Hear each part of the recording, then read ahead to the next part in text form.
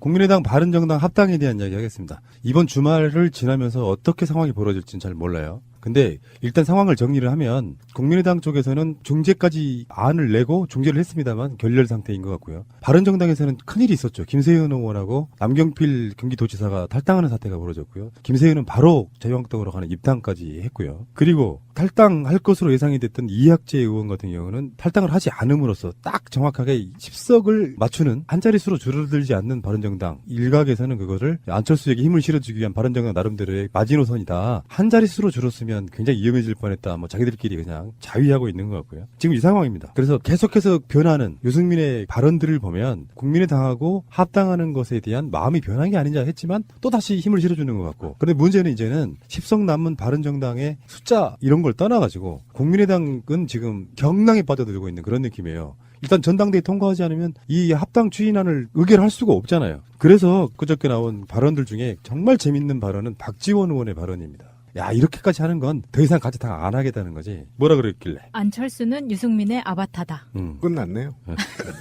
그러니까. 그 정도면 끝났. 그게 안철수가 제일 싫어하는 말이잖아. 누구 아바타라는 말. 실망입니다. 왜냐하면 그 말이 맞기 때문에.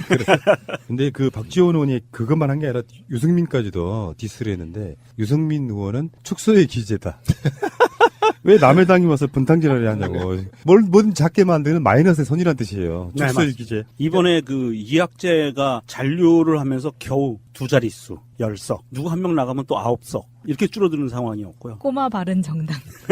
아니 도대체 이학재 나왔으니까 얘기인데 이 양반도 이거 인천 서구 강화 갑 지역 나오고 맞아요. 강화 왜 이래 진짜. 박지원 의원이 이제 김어준 뉴스공장 나가가지고 참 이거 약 올리는 거 참 기가 막히네 기술이. 우리 안 대표가 MB 아바타라고는 생각하지 않는데 유승민 아바타구나 이렇게 알고 있다.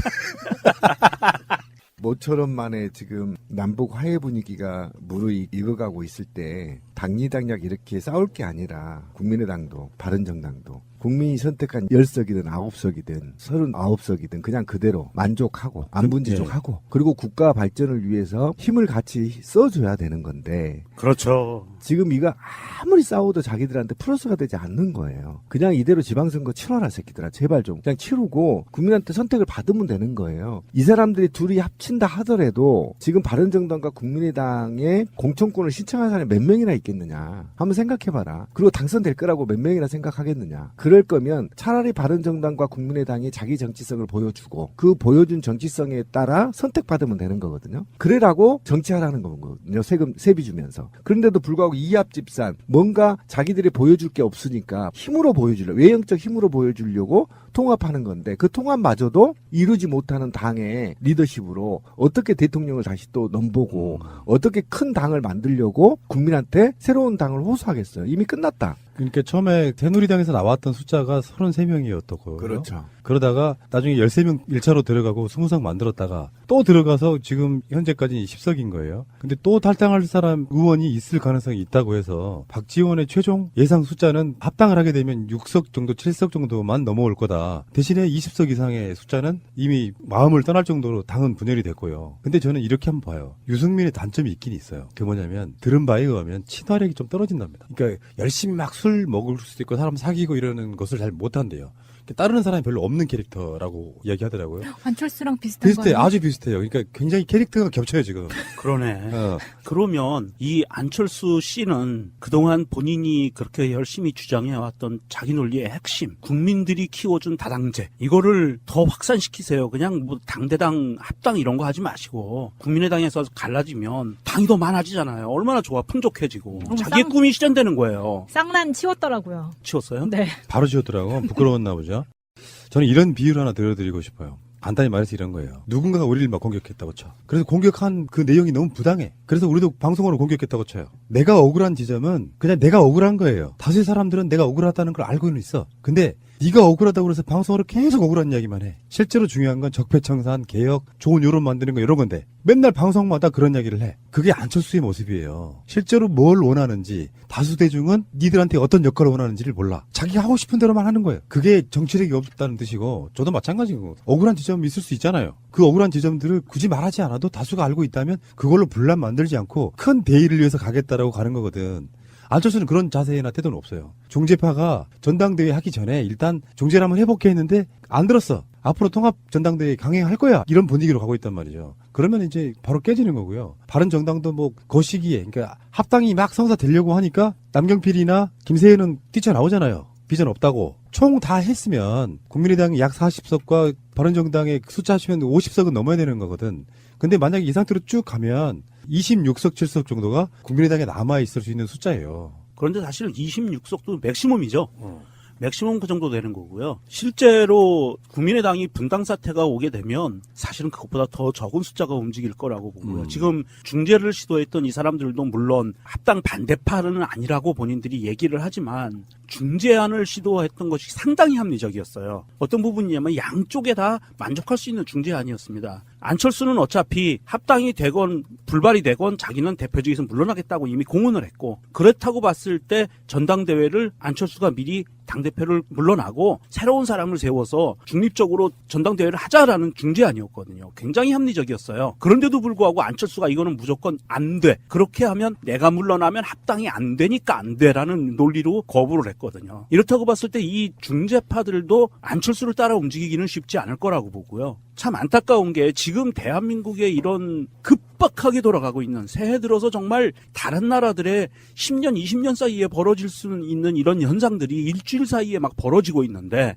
정말 이럴 때 본인들의 정치적인 위상을 세우기 위해서는 박지원도 그렇고요. 안철수도 그렇고요. 유승민도 그렇습니다. 유승민도 홍준표랑 비슷하긴 한데 지금 이 시점에서 안철수와 박지원은 어떤 제안을 해야 되냐면 합당, 분당 이런 얘기가 중요한 게 아닙니다. 먼저 선제적으로 정부와 민주당을 향해서 자, 우리 국회 차원에서 남북 대화 소위원회라도 만들자. 국회의원들이 뭔가 이 모습을 보여서 북한과 직접 소통하고 대화할 수 있는 창구라도 만들자라는 것을 제안을 해야 본인들이 진정한 정치인이에요. 그런데 하물며 거기까지는 못하더라도 급박하게 움직이는 이 시기에 합당이니 분당이니 이거 갖고 매일 싸운다는 거는 정말 이거는 수준 이하의 정치력을 보여주는 거고요. 이미 국민들의 시선은 1m까지 올라와 있는데 이 국회의원들의 시선은 이게 바닥에서 한 10cm에서 도는 거예요. 그러니까 오로지 지방선거 목적으로 네. 뛰는데 실제로 안철수의 바른정당과의 합당을 대놓고 찬성하는 국회의원이 서너 명밖에 없어요. 네, 맞아요. 맞습니다. 나머진 다 아무 말 안 하고 있거나 노골적으로 반대하거나. 예.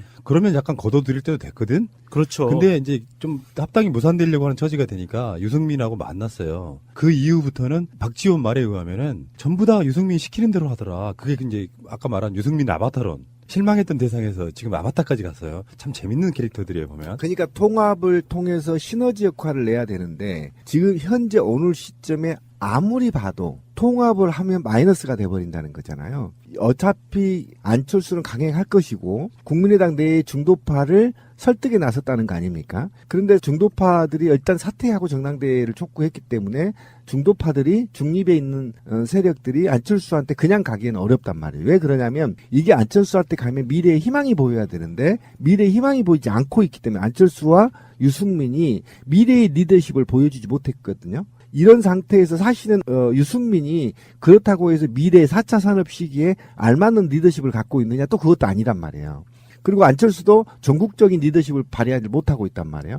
그러니까 이런 상태에서 국회의원들이 섣불리 따라갔다가 소멸되는 위기에 처하지 않겠느냐라는 우려가 있다면 아까 명정님이 얘기한 대로 적어도 만약에 합의이혼을 못한다면 소수가 통합될 수밖에 없는 상태 또는 이혼해서 그냥 서로 신당을 만드는 일밖에 안 되는 지금 그런 상황이어서 네.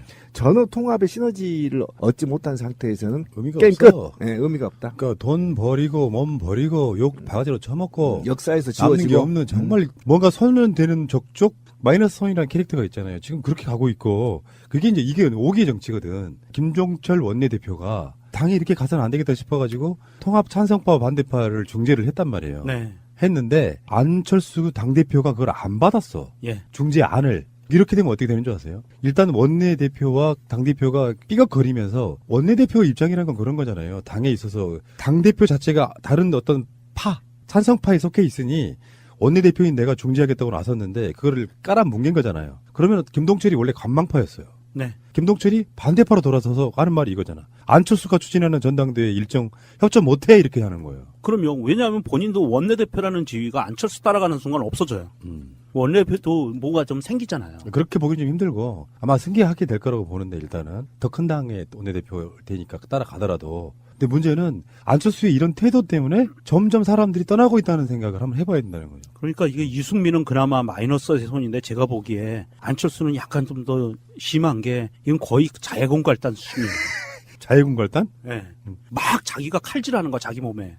근데 어쨌든 끝을 안철수 씨가 어쨌든 인간의 바닥까지 보여주고 국민들한테 전개에 떠날 수밖에 없는 상황이 안타까워요. 본인이 적당하게 정치적 생명을 연장하고 기회를 노릴 수 있는 기회가 충분하게 있는데도 불구하고 지금 바닥을 다 보여주고 있는 거잖아요. 그 바닥을 보여주면 재기가 안 돼요. 제기를 할 수가 없습니다. 그러니까 오기 정치라고 하는 건데 지금 그 오기라는 것이 이미 대통령이 된 사람을 오기를 부려봐야 안 되거든요. 적수가 안 됩니다. 이미 게임 끝났어요.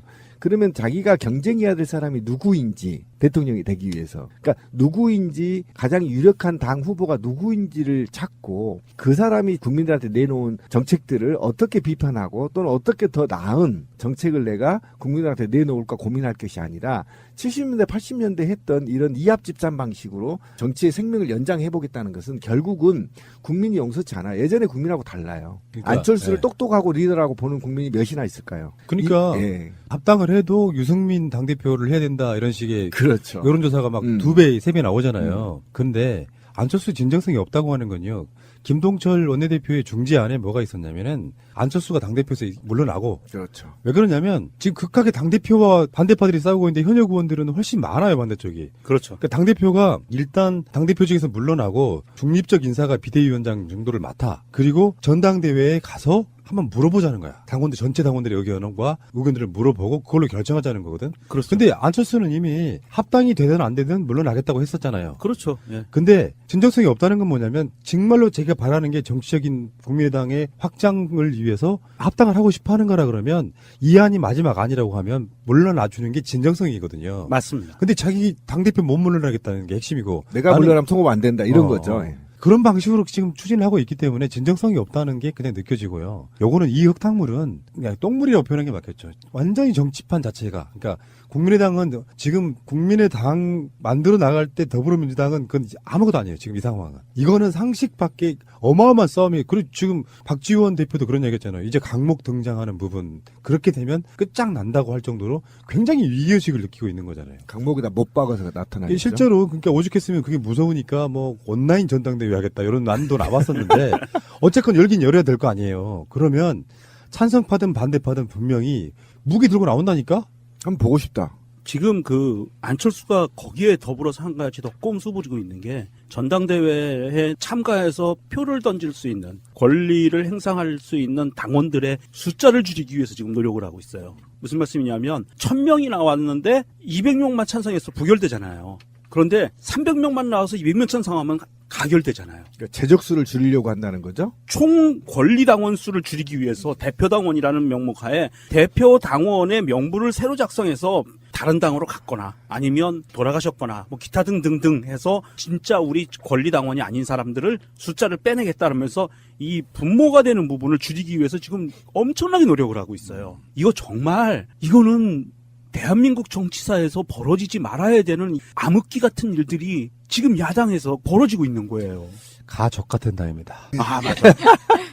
어쨌든 국민들 관심에서 멀어졌죠. 전혀 관심이 없는 거죠. 아니, 지금. 그러니까 관심이 멀어지진 않았고 이제는 쌈 구경 상태가 된 거예요. 예. 그래서 그러니까, 제가 아까 강목 어. 싸움을 한번 봤으면 좋겠어. 오랜만에. 진흙탕 싸움이 되는데. 그 중에 응원하는 정치파가 있는 게 아니고 어느 쪽이든 쌈 재밌게 잘하고 있네 하고 비웃고 그냥 보고 있는 상태. 그렇죠. 대다수 국민은 관망하고 있는 상태, 불구경하고 있는 상태거든요. 이게 더 골 때리는 거예요. 예를 들어서 국민적 여론이 안철수를 지지한다거나 국민적 여론이 반대파를 지지한다거나 이런 게 아니고 놀고 있네요. 보고 있으면 놀고 있네. 정답이네요. 요즘 싸움 구경도 좀 할 겸 강목 싸움 한번 해봤으면 좋겠네. 팟캐스트도 그런 거 아닙니까? 딱히 어느 쪽을 반대한다기보다는 일단 안철수의 하는 행태가 너무 싫지만 다른 쪽에 있는 분들도 그닥 그렇게 대단해 보이지 않는 뭐 그런 상태가 된 것 같고요.